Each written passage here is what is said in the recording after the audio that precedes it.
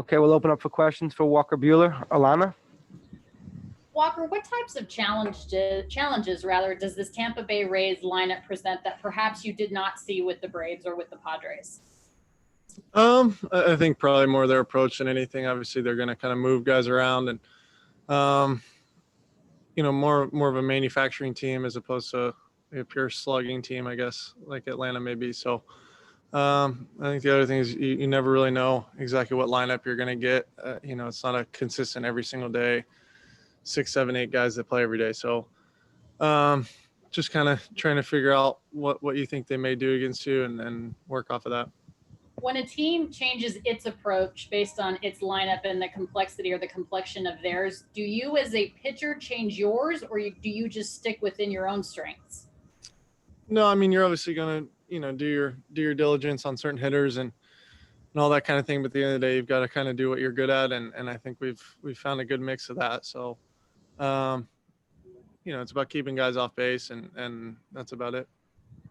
You mentioned doing what you guys are good at. In terms of when you guys were down 3-1, what has impressed you the most about what you guys have done since that time? Just the calmness of our clubhouse. I think there wasn't much panic or anything like that. So that's not tough to do when you're one bad game away from going home, and we were able to do that for 3 games and then come out tonight or last night and play well and establish ourselves in this series. Thank you. Jack Harris? Hey, Walker, when you've talked about learning from failure, how hard was that for you to figure out how to do? Was there something or someone who helped you learn how to take those moments and grow from them? Yeah, I mean, definitely, my 3 years at Vanderbilt, I think there's a lot of failure and a lot of manufactured failure or making things tough on yourself so that the normal stuff kind of sounds easier. And, I think that's a big part of it. And I think just kind of maturing a little bit as a person has for sure helped with that. And, understanding more that you can bounce back or you're not always going to be successful and learning from it instead of letting it kind of consume you. Are a lot of guys on this team the same way, taking some of the, the team-wide postseason disappointments you guys have had and using those as things to kind of grow from too? Yeah, I mean, I think playing in our third World Series in 4 years, obviously I wasn't part of the first one, but it was pretty good evidence of that. Obviously, losing 2 World Series and then continually playing well throughout the season, getting here, being prepared. Last year we ran into a really, really good team that was playing really well and ended up winning the whole thing. So, luckily this year we kind of put it together, battled our way and got here again. So, obviously, hopefully we've learned from the past and can change the outcome this year. Thank you. David Vassay? Walker, a lot of pitchers pitch an entire career and don't get the opportunity to pitch in the World Series. You're going to be able to do this for the second time in 3 years. Are you conscious of that? And are you aware of the fact that nothing's really guaranteed? Yeah, I mean, obviously you feel lucky and blessed kind of to be in these positions, but at the end of the day, this is kind of the expectation of this culture. And if you're going to be a part of that and be successful in it, you have to kind of take that as it comes with you. So, yeah, I think definitely I feel fortunate to have been in an organization and on a team that can put us in these positions, but that's also kind of what we expect of ourselves. So I think it's a little bit of a double-edged sword there.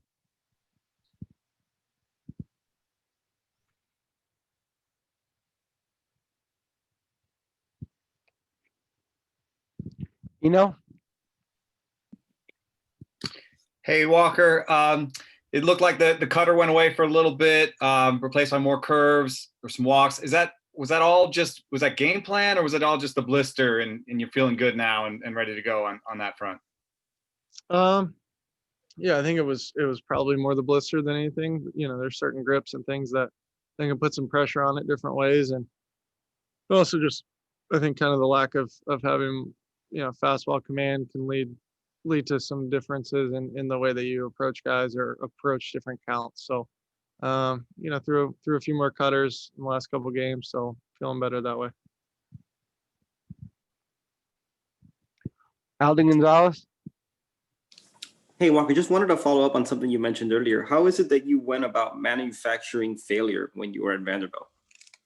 Coach Corbin there, obviously, is one of the better coaches at any level in the country. And, just put you in tough positions and lets you fail and lets you learn from it. And, not every inning starts clean and things like that. We did a lot of different things. It just made it tougher on you. And then you kind of grow out of that. So mostly like in sim game environments then?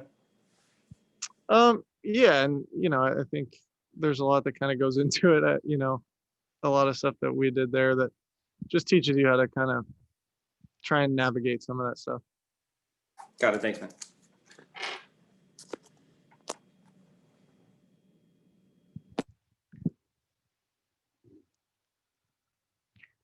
Pedro. Hey Walker, on the topic of calmness, when you said after Game 6 that you had never felt that calm in a baseball game, did you mean that was the calmest you had felt, or that you had never been calm while pitching, including that game? I wasn't sure. I felt very calm in that moment. What precipitated that?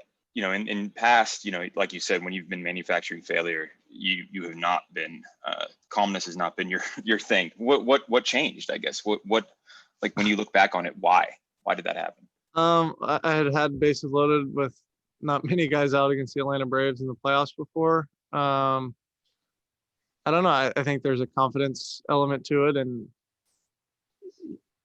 I can't explain it. I didn't feel any sort of anxiety or panic like you may usually. And, I've had a runner on third with one out in games before and felt that. It's something that kind of comes in waves, but, that one I felt good.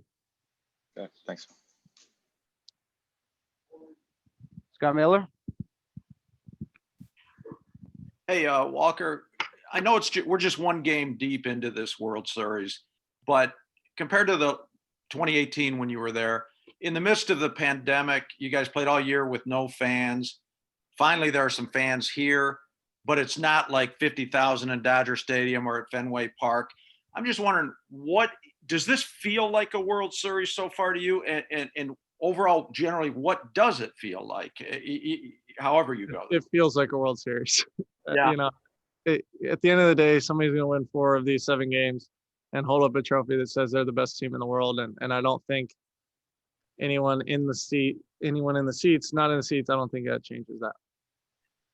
The dugouts certainly seem intense. I mean, from the playoffs to now, are you feeling the fans now that they're here? I mean, you hear them. There's a little bit more noise and kind of the white noise, and being out in the bullpen and things, you'll hear guys yell stuff. But we're worried about the guys inside of our dugout and our clubhouse, and I think we've done a good job of trying to create our own energy in that way. So we'll keep that up. Thanks, Walker. Bill Plunkett.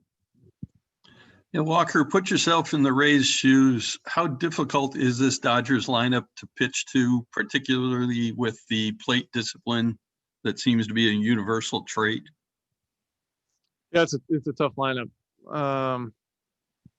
Luckily at the moment I don't have to worry about facing them, but we just have a lot of talented, disciplined, selfless hitters that work counts so that they can get their A swings off. And when guys are super talented and as locked in, I think as some of our guys are, I think it's just tough to make that pitch to get somebody off their A swing.